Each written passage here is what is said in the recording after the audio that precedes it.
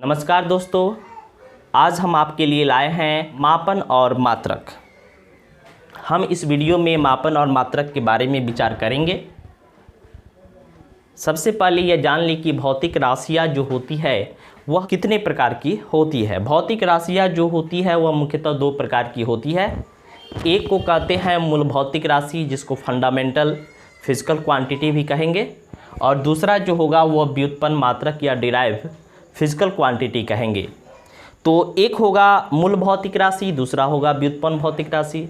मूल भौतिक राशि जो होते हैं वो अपने आप में स्वतंत्र होते हैं, जबकि व्युत्पन्न भौतिक राशि जो होंगे वे मूल मात्रकों की सहायता से ही उत्पन्न होते हैं। इसीलिए उन्हें व्युत्पन्न मात्रक या derive units, derive physical quantity कहेंगे।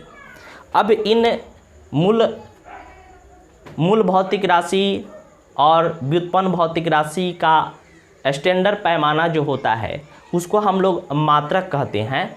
तो इस प्रकार भौतिक राशियों के मापन की भी दो मुख्य प्रणाली हो जाती है। एक का नाम होगा मूल मात्रक, दूसरा का नाम होगा व्युत्पन्न मात्रक। मूल मात्रक जो होता है वह मूल भौतिक राशियों के मापने का स्टैंडर्ड यूनिट्स है, इकाई है, जबकि व्युत्पन्न मात्रक जो होता है वह व्युत्पन्न भौतिक राशियों के मापने का स्टैंडर्ड यूनिट्स है। अब भौतिक राशियों के मापने के लिए बहुत सारे पद्धतियाँ जो है वो प्रचलित है। जैसे एक का नाम रखें तो CGS प्रणाली है, CGS पद्धति। तो पहला जो CGS प्रणाली है उसमें लंबाई, द्रव्यमान और समय को मापने के लिए क्रमशः CGS है। C से मतलब सेंटीमीटर, G से ग्राम और S से सेकेंड। और दूसरी प्रणाली जो है FPS, उसमें भी लंबाई, द्रव्यमान और समय को मापने के लिए फर्स्ट में F है अर्थात फुट है, फिर P है पाउंड है और S सेकेंड है, फिर MKS है। MKS है जो दूरी मापने के लिए M से मीटर, द्रव्यमान मापने के लिए किलोग्राम और समय मापने के लिए सेकेंड। ये तीन प्रणालियाँ जो हमने देखा ये भी प्रचलित रही है, लेकिन बाद में अंतर्राष्ट्रीय स्तर पर एक अन्य सर्वमान्य मात्रकों की कल्पना की गई और इसे अपनाया गया, जिसे हम लोग SI यूनिट्स या system international of the units कहेंगे। ये पद्धति को अपनाया गया और पूरे विश्व में इसकी मान्यता है। तो सबसे पहले हम लोग जान लेंगे कि मूल मात्रक जो होते हैं वे कितने होते हैं। तो मूल भौतिक राशियों के मापने के लिए ही मूल मात्रक होते हैं। तो मूल भौतिक राशियाँ 7 होंगे तो उसके 7 मूल मात्रक भी होंगे, जबकि व्युत्पन्न भौतिक राशियों की संख्या अनगिनत है, उनकी संख्या लिमिट नहीं है। उसी प्रकार उनके मात्रक भी सेम होंगे अर्थात लिमिट नहीं है। तो सबसे पहले हम मूल भौतिक राशि और उनके स्टैंडर्ड मूल मात्रकों के बारे में जान लेंगे। तो SI पद्धति के अनुसार 7 मूल भौतिक राशियां हैं और उनके सापेक्ष 7 उनके मूल मात्रक भी हैं। सबसे पहला मूल भौतिक राशि जो है वह लेंथ है अर्थात लंबाई है। इसकी मापने का SI मात्रक जो है वह मीटर है। लंबाई का SI मात्रक मीटर है। दूसरी भौतिक राशि मूल भौतिक राशि द्रव्यमान है और इसके मापने के लिए किलोग्राम मात्रक का इस्तेमाल किया जाता है। फिर समय है, समय का सेकंड। तो लंबाई, द्रव्यमान और समय के मूल मात्रक क्रमशः मीटर, किलोग्राम और सेकंड हैं। 4-5 में देखें तो एक है विद्युत धारा, दूसरा है ताप। तो विद्युत धारा जो है इस भौतिक राशि को मापने के लिए एम्पियर का इस्तेमाल किया जाता है, जबकि ताप के लिए, टेम्परेचर के लिए केल्विन का इस्तेमाल किया जाता है। फिर उसी प्रकार ज्योति तीव्रता के लिए कैंडेला जो है वह स्टैंडर्ड यूनिट्स है, मात्रक है। और लास्ट में पदार्थ की मात्रा जो है अमाउंट ऑफ सब्सटेंस, इसको मोल में मापा जाता है। तो इस प्रकार हमने 7 भौतिक राशियों को देखा और उनके सापेक्ष उनके 7 मात्रकों, मूल मात्रकों के बारे में भी जाना। अगर संकेत की बात करें तो मीटर को स्मॉल m से सूचित किया जाता है, जबकि किलोग्राम को kg से, सेकेंड को स्मॉल s से, एम्पियर को कैपिटल A से, केल्विन को कैपिटल K से, कैंडेला को CD से और मोल को MOL से जो स्मॉल होगा। तो इस प्रकार 7 मूल भौतिक राशियां हैं और उनके सापेक्ष 7 मूल मात्रक हमने देखा।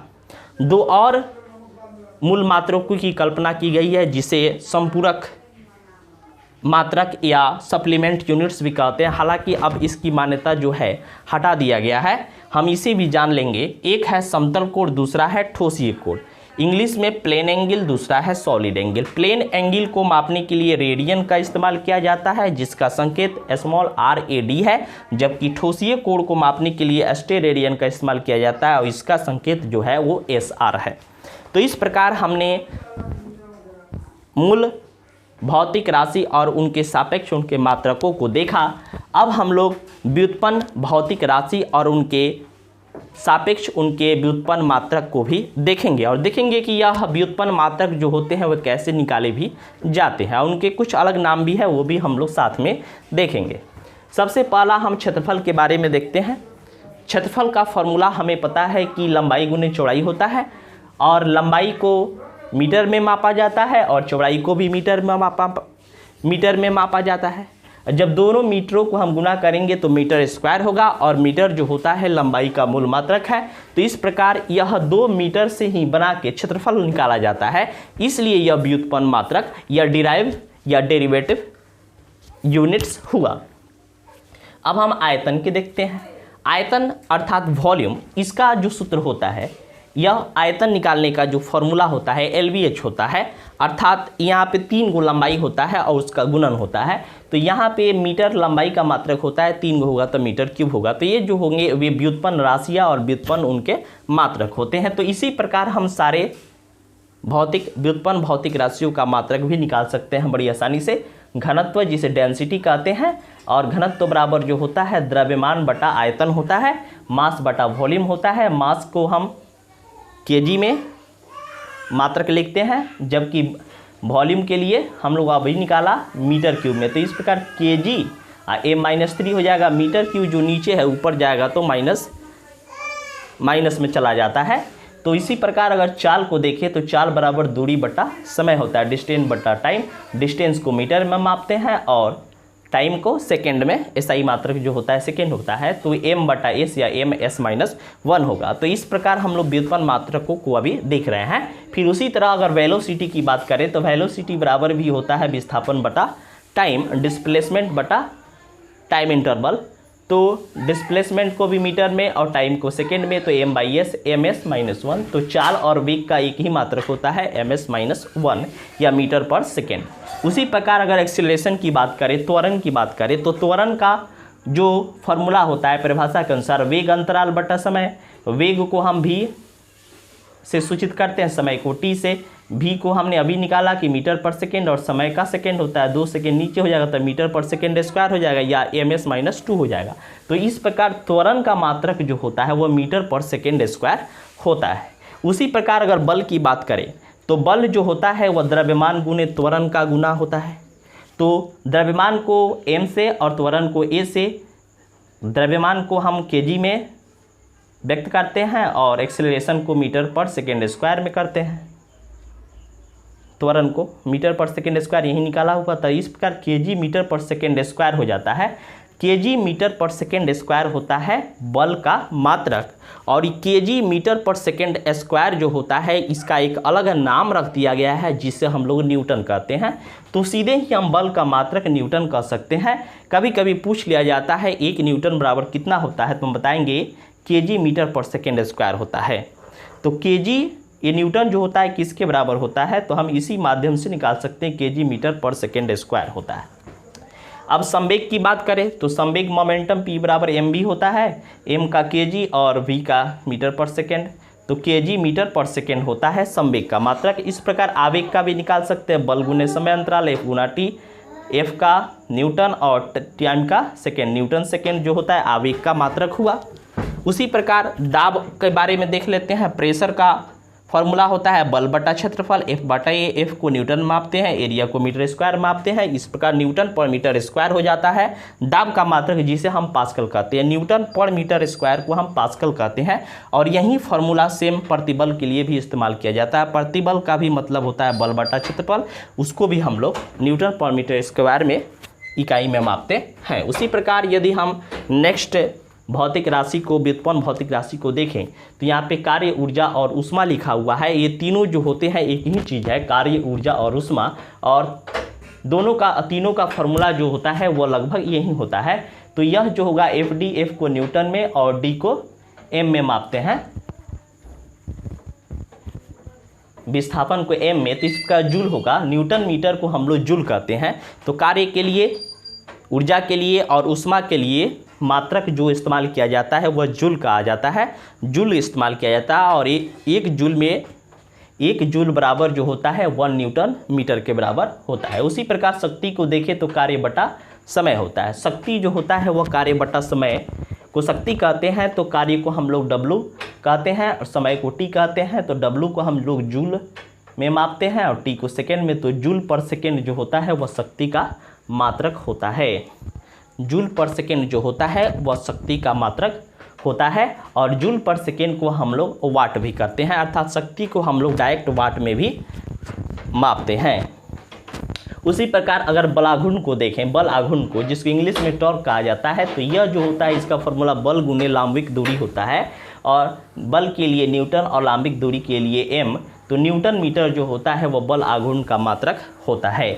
अब कुछ अन्य महत्वपूर्ण व्युत्पन्न मात्रकों के बारे में भी जान लेते हैं। हालांकि इससे भी बहुत ज़्यादा व्युत्पन्न मात्रक है, अनगिनत है। अगर मैं सबको बताने लगूँ तो एक तो वीडियो लंबा हो जाएगा और दूसरा जो होगा वो आपकी समझ में नहीं आएगी।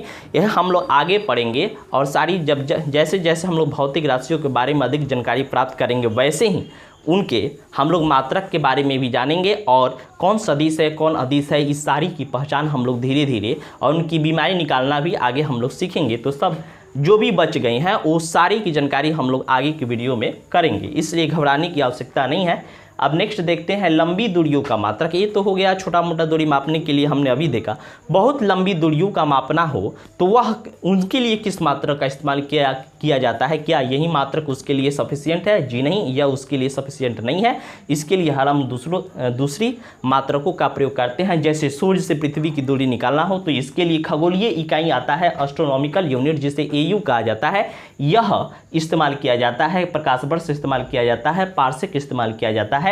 एक खगोलीय इकाई 1 AU बराबर जो होता है वह 1.495 गुना 10⁻11 मीटर के बराबर होता है। तो 1 AU के बराबर हम लोग याद रखेंगे 1.495 गुना 10⁻11 मीटर के बराबर होता है, जो सूर्य से पृथ्वी की दूरी के बराबर होता है एक खगोलीय इकाई। दूसरा जो है लंबी दूरी का मात्रक वह प्रकाश वर्ष है, जिसे लाइट ईयर भी कहते हैं इंग्लिश में। एक लाइट ईयर जो होता है वह 9.46 गुने 10⁻15 मीटर के बराबर होता है। और यह प्रकाश वर्ष जो होता है एक वर्ष में निर्वात में प्रकाश के द्वारा तय की गई दूरी दिखाता है। तो एक लाइट ईयर बराबर हो गया 9.46 गुने 10⁻15 मीटर। उसी प्रकार इन तीनों में सबसे लंबी दूरी का मात्रक जो होता है वह पार्सेक होता है। और एक पार्सेक बराबर जो होता है वह 3.08 गुने 10⁻16 मीटर के बराबर होता है। और एक और जो प्रश्न पार्सेक के बारे में सबसे ज़्यादा पूछा जाता है वह यह कि एक पार्सेक जो होता है वह 3.26 प्रकाश वर्ष के बराबर होता है। तो पार्सेक जो होता है ये प्रश्न हमेशा पूछा जाता है, याद रखेंगे। एक पार्सेक बराबर 3.26 प्रकाश वर्ष के बराबर होता है। तो इस प्रकार हमने मूल भौतिक राशि और मूल मात्रकों के बारे में पढ़ा। आगे हम लोग और भी महत्वपूर्ण जानकारियों को हासिल करेंगे। तब तक के लिए जय हिंद।